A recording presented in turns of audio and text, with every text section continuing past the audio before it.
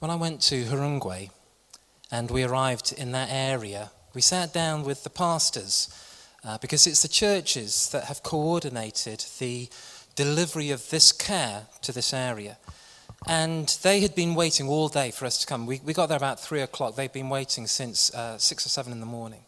And I had a little album, and I showed them pictures of what we'd done with Love Running. I showed them pictures of you guys running around Bristol, of the training and the runner's ball and the celebration. And I said, thousands of miles away in England, there are people who have done this to themselves because we want you to know that we love you. And love crosses every barrier. Love crosses over ethnic barriers and racial barriers and religious barriers and nationalistic barriers. Love is, as the man said on the video, it's human-to-human contact. And we just wept together.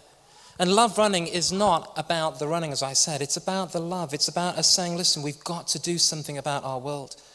We're supporting, as I said, 3 separate causes: the poor, the oppressed, and the needy.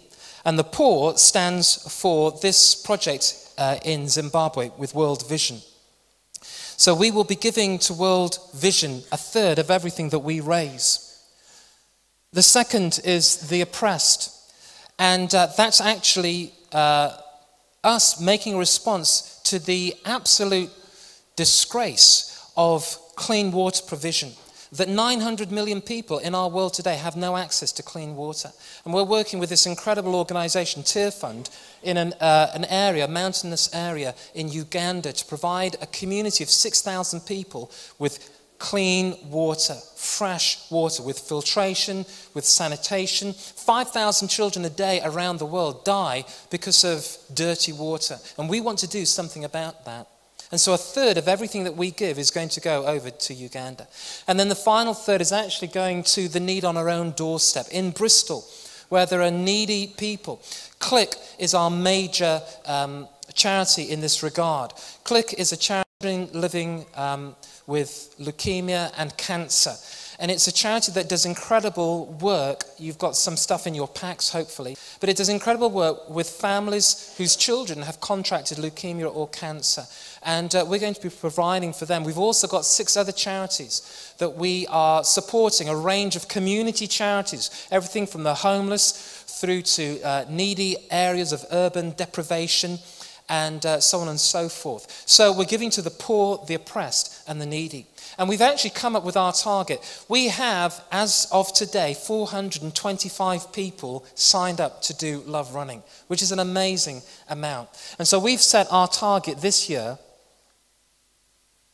as £85,000. That's what we are looking to raise. Now, let me tell you something about our target.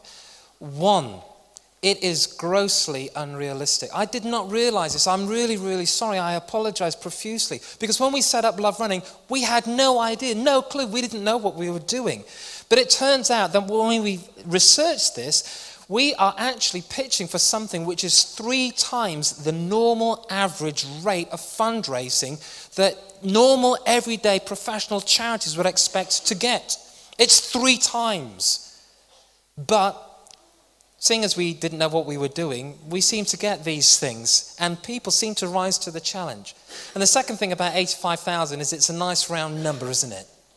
I mean, it's nice when you combine it with 215,000, because it means our total for Love Running in 3 times would be £300,000, which I think is great. Of course, it would be lovely to get 100,000, which really is a round number, but we'll just see how that goes. But that is our aim. That's what we are going for. And then the final thing to say is this. Next slide. Is there a slide after that? No. Okay. The final thing to say is that we want you to be gripped with a vision to love your neighbour. If that neighbour is in Zimbabwe or Uganda or homeless on the streets of Bristol, that actually what we are doing is something that will touch people's lives and transform us in the process.